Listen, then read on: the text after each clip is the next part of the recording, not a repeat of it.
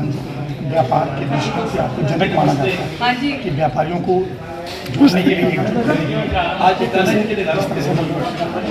प्रतियोगिता के शब्द, लेकिन मैं ये जानना चाहता हूँ कि अब इस दिशा में व्यापारियों को आप लेके जाना चाहते हैं।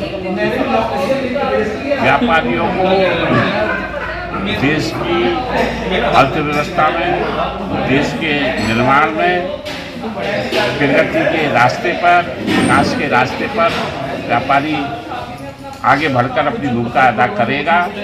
और सरकार की जो योजनाएं और प्रधानमंत्री श्री नरेंद्र मोदी जी का जो सपना है देश को $5 ट्रिलियन की अर्थव्यवस्था बनाने का, उसके लिए मेरा सोच है और ये सही और सत्य है कि उसके लिए ये जो मध्यम वर्गीय व्यापारी है, उद्यमी है, कारोबारी है, दुकानदार है, उसकी बहुत बड़ी भूमिका उसमें रहने वाली है।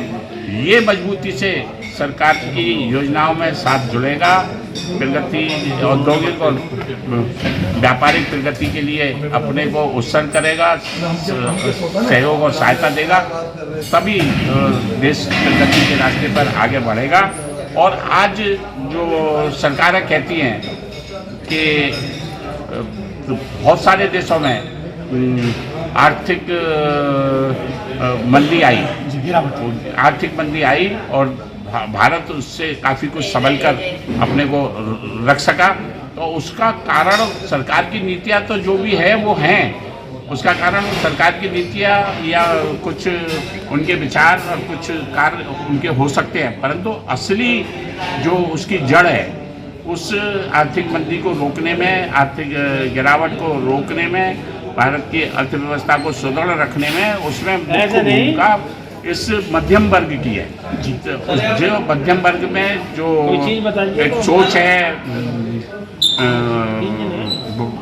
बचाव की, बचत की, उस बचत की योजना, बचत की नीति, बचत की सोच के कारण ही देश की अर्थव्यवस्था बची है और उसी के कारण देश की अर्थव्यवस्था सुदृढ़ है। तो मध्यम वर्ग के उत्थान के लिए, मध्यम वर्ग के विकास के लिए, मध्यम वर्ग की प्रगति के लिए, व्यापारी और कारोबारियों की प्रगति के लिए सरकार की सोच बने, उसके लिए हम पूरा प्रयत्न करेंगे। और सरकार के उन प्रयत्नों में, उन विकास की योजनाओं में ये मध्यम वर्ग और कारोबारी उद्यमी शामिल हो, इसके लिए सामंजस्य और संवाद का कार्य हम करेंगे। सर, एक बिल्कुल अंतिम सवाल। सर, जो मुखिया को हमेशा जिम्मेदार माना जाता है, मुखिया नरेंद्र मोदी है, काफ़ी समय बीत गया, होगा, सारे भविष्य के सपने दिखाए जा रहे हैं, लेकिन आर्थिक रूप से हर व्यापारी इसमें दबा हुआ है, उसको लगता नहीं कि हम भविष्य में उभर पाएंगे। मोदी की तरफ से, पीएमओ की तरफ से एक ही स्टेटमेंट होता है कि हम आपके लिए अच्छा करेंगे, लेकिन जो अंक तालिका है उसमें बहुत पीछे है सर आर्थिक जगत में व्यापारी। ऐसी बात नहीं है, परंतु समस्याएं हैं, कठिनाइयां हैं, परंतु बहुत पीछे व्यापारी नहीं है, परंतु और आगे बढ़ने की और बढ़ाने की आवश्यकता है। उसके लिए हम मिलजुल कर कार्य करेंगे। सर, तीसरी लहर आने वाली है, व्यापारी को संदेश देना चाहेंगे? अंतिम सवाल है सर।